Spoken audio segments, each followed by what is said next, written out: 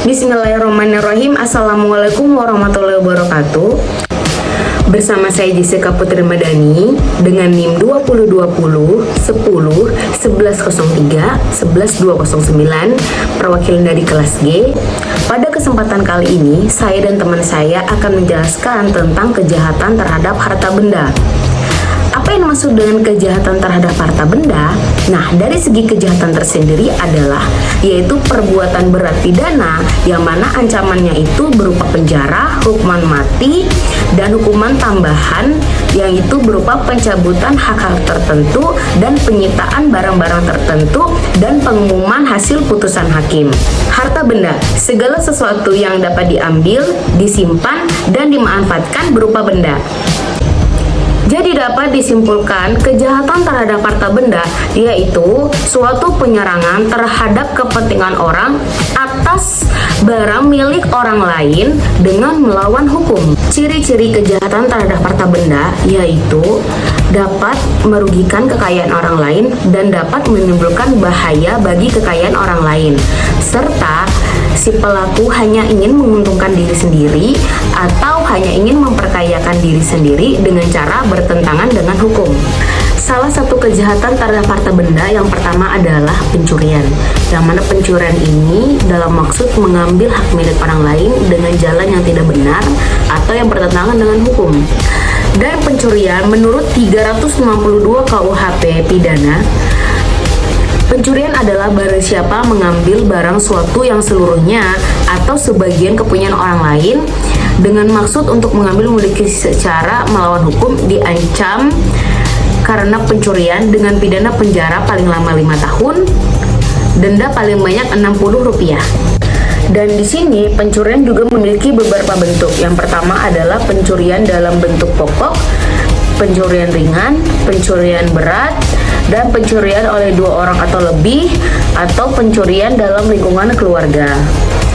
Unsur-unsur dikatakannya suatu pencurian berdasarkan bunyi 362 KUHP pidana yaitu 1. Mengambil barang, 2. Barang yang diambil harus sesuatu barang, 3. Barang itu harus seluruhnya atau sebagian kepunyaan orang lain, 4. Pengambilan itu harus dilakukan dengan maksud untuk memiliki barang itu dengan melawan hukum. Adapun beberapa contoh pencurian, yang pertama adalah pencurian berat. Ini seperti kayak pencurian terhadap ternak, pencurian ketika di malam hari, pencurian ketika adanya bencana seperti kebakaran, kebanjiran, atau gempa bumi, atau sebaliknya, itu dinamakan pencurian berat. Contoh yang kedua adalah penggelapan, yang mana penggelapan di sini adalah penyalahgunaan aset yang dipercayakan kepadanya. Dalam jenis penipuan ini, penggelapan memperoleh aset secara sah dan memiliki hak untuk bertujuan memilikinya, tetapi aset tersebut kemudian digunakan untuk tujuan yang tidak diinginkan atau tujuan yang tidak seharusnya dilakukan.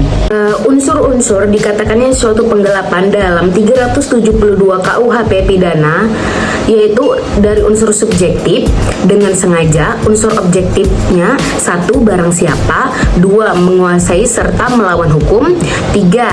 Suatu benda, 4. Sebagian atau seluruh, 5. Berada padanya bukan karena kejahatan. Contoh kasus penggelapan yaitu ketika kita meminjam mobil, pastinya kita diberi amanah atau diberi hak sepenuhnya bagi si peminjam, tetapi mobil ini tadi kita gadaikan dengan uang, itu udah termasuk penggelapan. Kejahatan terhadap harta benda yang selanjutnya adalah yaitu penadahan. Penadahan di sini adalah yaitu mengambil keuntungan dari barang, yang mana barang tersebut dari suatu kejahatan yang mana memang dari awalnya tadi sudah termasuk diduga berasal dari kejahatan. Penadahan itu sendiri dibagi menjadi 3 jenis, yaitu penadahan ringan, penadahan berat, atau penadahan kebiasaan. Unsur-unsur dikatakannya suatu penadahan, tindak pidana penadahan ini dapat ditemukan pada dasar hukumnya dalam pasal 480 KUHP yang berbunyi diancam dengan pidana penjara paling lama 4 tahun atau pidana denda paling banyak 900.000 rupiah. 1. Barang siapa membeli, menyewa, menukar, menerima, gadai, menerima hadiah, atau untuk menarik keuntungan, menjual, menyewakan, menukarkan, menggadaikan, mengangkut, menyimpan, atau menyembunyikan suatu benda yang diketahui atau sepatutnya harus diduga bahwa diperoleh dari kejahatan penadahan. 2. Barang siapa menarik keuntungan dari hasil suatu benda yang diketahuinya atau sepatutnya harus diduga bahwa diperoleh dari kejahatan. Contoh kasus penadahan itu sendiri seperti halnya maling motor. Seseorang maling motor, dia mengambil motor milik orang lain, kemudian dia menjualnya lagi kepada orang lain dengan maksud mendapat keuntungan, itu dimaksud dengan penadahan. Selanjutnya yaitu pemalsuan. Pemalsuan adalah yaitu perbuatan yang meniru atau mengubah dengan menggunakan tipu muslihat sehingga menyerupai bentuk aslinya. Pemalsuan di sini mempunyai banyak sekali bentuk, yaitu pemalsuan terhadap dokumen, pemalsuan terhadap surat, pemalsuan terhadap tanda tangan, pemalsuan terhadap merek atau dan lain-lain. Adapun unsur pemalsuan dalam pasal 263 Kitab Undang-Undang Hukum Pidana KUHP yang berbunyi, barang siapa membuat surat palsu atau memalsukan surat yang dapat menimbulkan suatu hak perikatan atau pembebasan hutang atau diperuntukkan sebagai bukti daripada suatu hal dengan maksud untuk memakai atau menyuruh orang lain memakai surat tersebut seolah-olah isinya benar dan tidak dipalsu, diancam jika pemakaian tersebut dapat menimbulkan kerugian karena pemalsuan surat dengan pidana penjara paling lama 6 tahun. 2. Diancam dengan pidana yang sama barang siapa dengan sengaja memakai surat palsu atau yang dipalsukan seolah-olah sejati jika pemakai surat itu dapat menimbulkan kerugian. Selanjutnya di dalam pasal 264 KUHP ditegaskan bahwa pemalsuan surat diancam dengan pidana penjara paling lama 8 tahun jika dilakukan terhadap akta autentik, surat hutang atau sertifikat hutang dari suatu negara atau bagiannya atau dari suatu lembaga umum, surat sero atau hutang atau sertifikat sero atau hutang dari suatu perkumpulan yayasan, perseroan atau maskapai. Talon tanda bukti dividen atau bunga dari salah satu surat diterangkan dalam 2 dan 3 tanda bukti yang dikeluarkan sebagai pengganti surat-surat itu. Surat kredit atau surat dagang yang diperuntukkan untuk diedarkan. Diancam dengan pidana yang sama barang siapa dengan sengaja memakai surat tersebut dalam ayat pertama yang isinya tidak sejati atau yang dipalsukan seolah-olah benar dan tidak dipalsu jika pemalsuan surat itu dapat menimbulkan kerugian. Contoh kasus pemalsuan kita ambil dari pemalsuan merek. Banyak sekarang orang berlomba-lomba untuk memiliki produk kecantikan sehingga banyak sekali orang juga melakukan pemalsuan terhadap barang atau produk tersebut. Nah, pemalsuan di sini adalah berupa misalnya ada orang yang ingin membuat skincare. Nah, dia menggunakan produk dari skincare tersebut agar melariskan jualannya. Padahal barang tersebut bukan dari merek itu, tapi dia memasukkan atas nama merek tersebut. Dalam pasal 263 KUHP, barang siapa membuat surat palsu atau memalsukan surat yang dapat menerbitkan suatu hak, suatu perjanjian atau suatu pembebasan utang, atau yang boleh dipergunakan sebagai keterangan bagi suatu perbuatan dengan maksud menggunakan atau menyuruh orang lain menggunakan surat itu seolah-olah surat itu asli, tidak dipalsukan, maka kalau mempergunakannya dapat mendatangkan suatu kerugian, dihukum karena pemalsuan surat dengan hukuman penjara selama-lamanya 6 tahun. Baik, nama saya Adina Sama Putri Hadi dengan NIM 412. Di sini saya akan melanjutkan tentang pembahasan yang sudah dijelaskan oleh teman saya, yaitu pemerasan. Nah, sebenarnya apa sih itu pemerasan? Pemerasan atau chantage merupakan istilah dalam hukum pidana, itu dapat diartikan sebagai memeras dengan memaksa orang yang menyerahkan barang atau uang dan sebagainya. Nah, itu juga dengan adanya ancaman ya, ancaman antara lain membuka rahasia atau juga menyebarkan aib-aib kita, bahkan juga dapat menjelekkan nama kita. Kemudian, nah dalam konteks hukum pidana itu suatu perbuatan disebut pemerasan jika itu ada memenuhi sejumlah unsur-unsurnya. Nah, Unsur-unsurnya itu bisa ditelaah dalam pasal 368 ayat 1 KUHP. Nah, di sini saya akan menjelaskan tentang unsur-unsur tindak pidana pemerasan.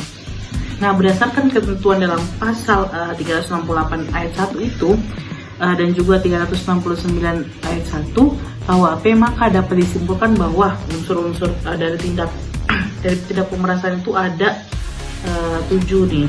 Yang pertama itu terdapat subjek hukum yang melakukan perbuatan. Kemudian yang kedua adalah maksud dilakukannya atau suatu perbuatan, yaitu untuk menguntungkan diri sendiri atau menguntungkan orang lain atau adanya kerjasama sama orang lain.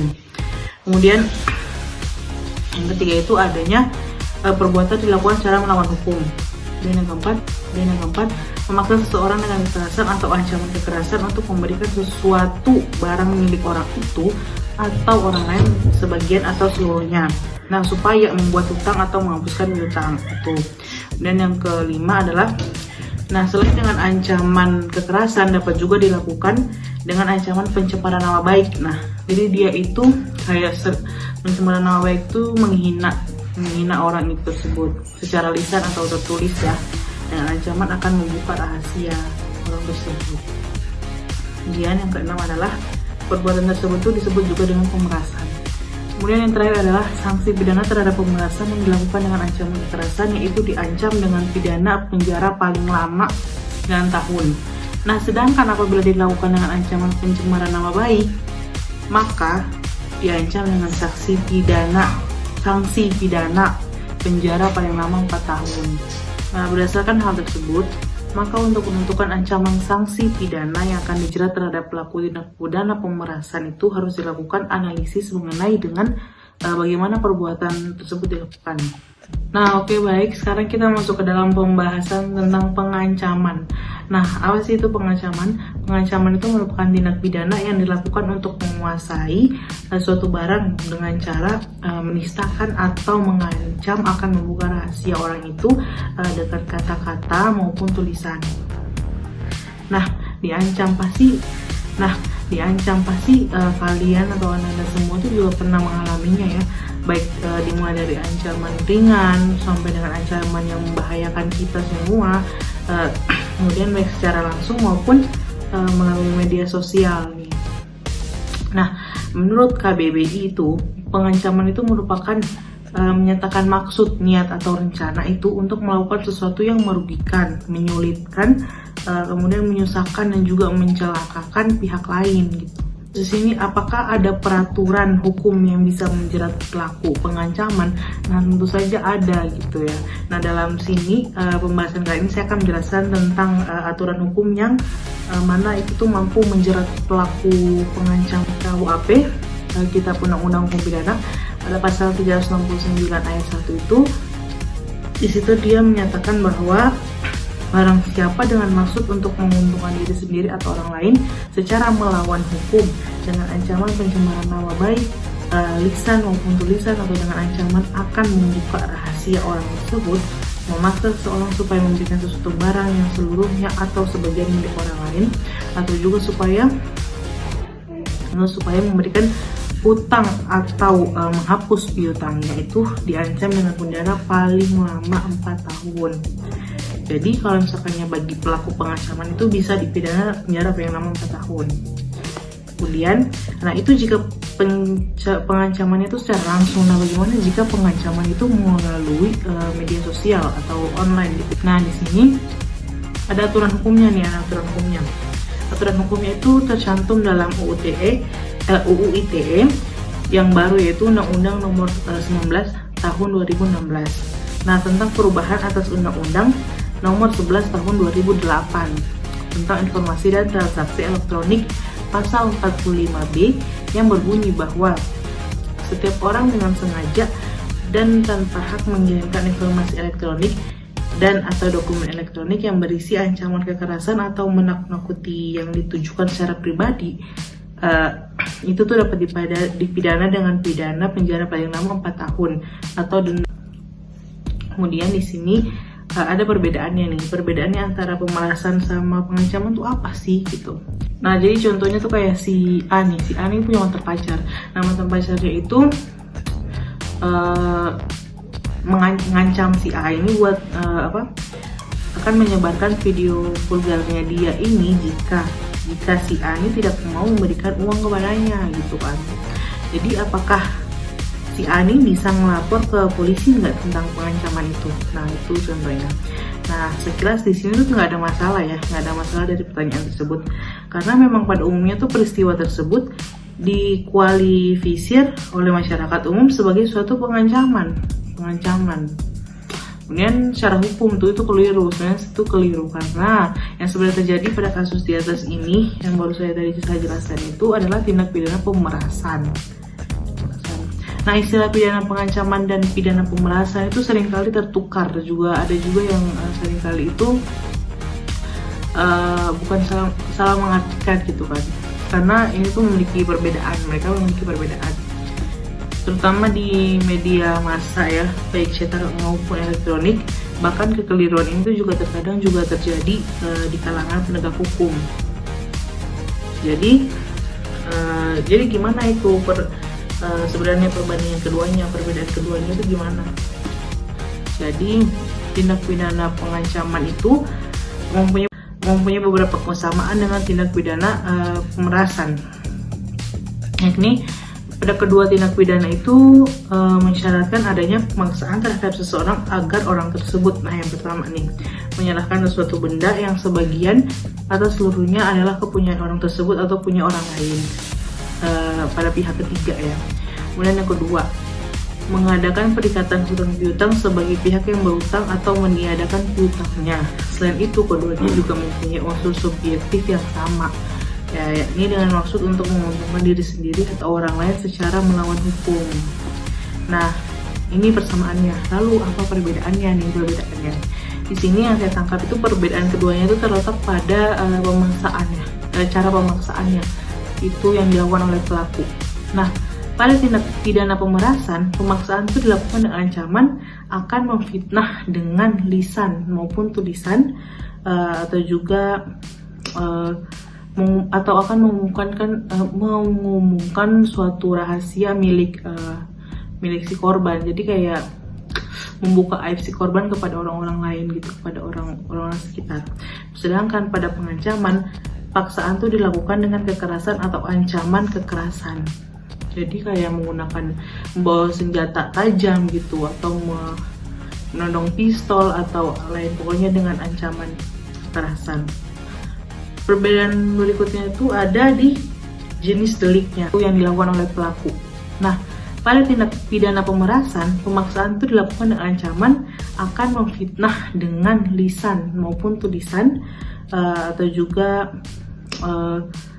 atau akan mengumumkan suatu rahasia milik si korban. Jadi kayak membuka aib si korban kepada orang-orang lain gitu, kepada orang-orang sekitar.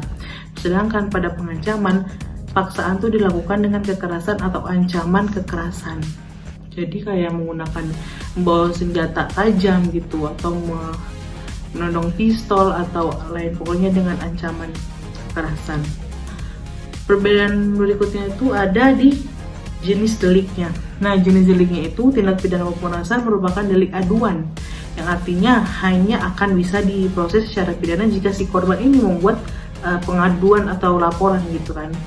Nah, sedangkan tindak pidana pengancaman ini merupakan delik biasa, atau yang artinya ini kasus tersebut dapat diproses walaupun tidak ada persetujuan dari korban. Jadi itu perbedaan dari jenis deliknya ya. Nah, setelah itu beberapa perbedaan dari pengancaman sama pemerasan. Terus kemudian sekian presentasi dari saya tentang beberapa poin tentang pengancaman, pemerasan. Jadi apabila ada salah kata, saya mohon maaf. Terima kasih. Wassalamualaikum warahmatullahi wabarakatuh. Let's go!